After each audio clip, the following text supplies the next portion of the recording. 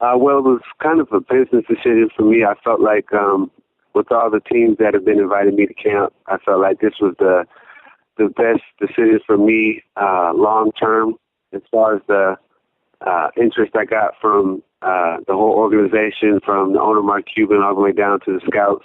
Yeah. I felt like this would be the best situation for me to come to. All right. Okay. And you guys did the trip to Europe, and how did that go?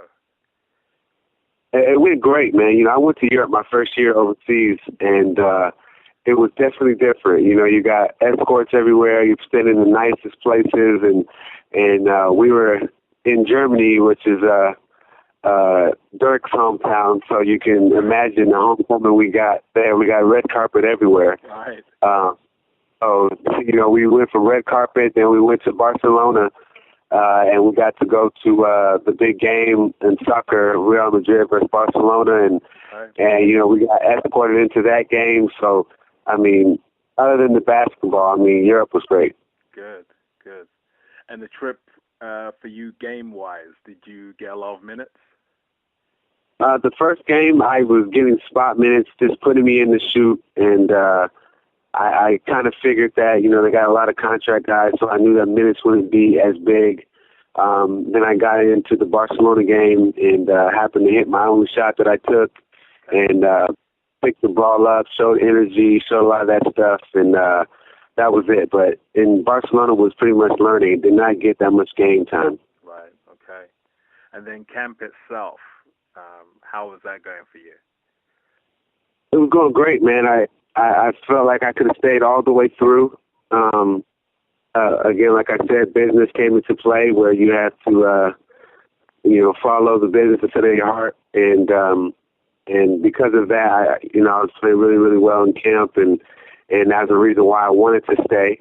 I was making a lot of shots. I was doing a lot of things, improving on a lot of things that the coaches felt like maybe I couldn't do before I got there. So those were the biggest things that I was doing in camp that looked good. Right. Okay. And with some of the veterans that were there, I mean, name some guys? Okay, Dirk Nowitzki's there. Name some other guys who are there. Vince Carter, Sean Marion, a guy named Chris Kaman, Delonte West. Those are like maybe some of the vets, and Elton Brand. The rest of the guys were young guys, maybe 2-3 year players. Right. Okay. How did it feel? You know, some of those guys are, you know, they're longtime veterans, and you would have watched them coming up. How did it feel to be in the same locker room as them? It was definitely it was a shock to have the same jersey on. But my first year going to China, that's when I really got all that stuff out of my system, you know, because I grew up watching stuff on Marbury. I grew up watching Redford Alston, who was known on the streets as Skip to My Lou, was pretty much the biggest thing in N1, which got me really interested in basketball. You know, the Steve Francis, people that I've seen and known, and I got to play a game with Kobe Bryant when I was coming out of college. So I kind of got all that kind of starstruck moments out a couple years ago. Right. So now when I came into the locker room, it was more business rather than kind of like a fan thing. So I felt like I wanted a job. So instead of looking at those guys like, you know, I grew up watching you, I wanted to show them that, you know, I'm in this league too, and I'm a pro too, and I can take your job if it's up, if you're in my position. And I wanted them to stay very uncomfortable with me around, which was a completely different mindset from 2 years ago to now. Right.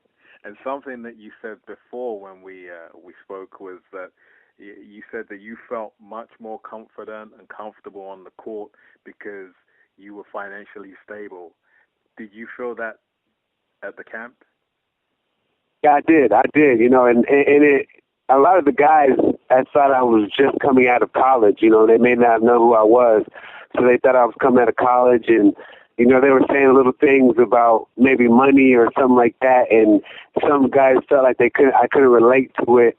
And then we were on the plane flying to Germany, and something came up about cars, and I happened to have some pictures of my cars with me. Okay. And honestly, you know, as shallow as it sounds, once they saw the kind of cars I drive and the fact that they were all paid off and a lot of the stuff that you have owned, I got a lot more respect, once we got off that flight in Germany.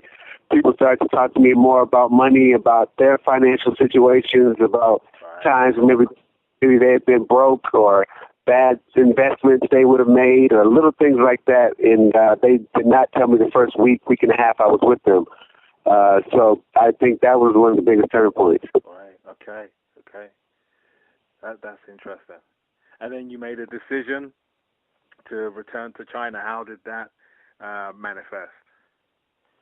Well, my out clause in my contract in China is for the 20th, which is on Saturday. And the only way for me to stay past that date would be to say, hey, I'm giving the NBA a shot. And if I don't make it, then I just give up all that money that I was going to make overseas.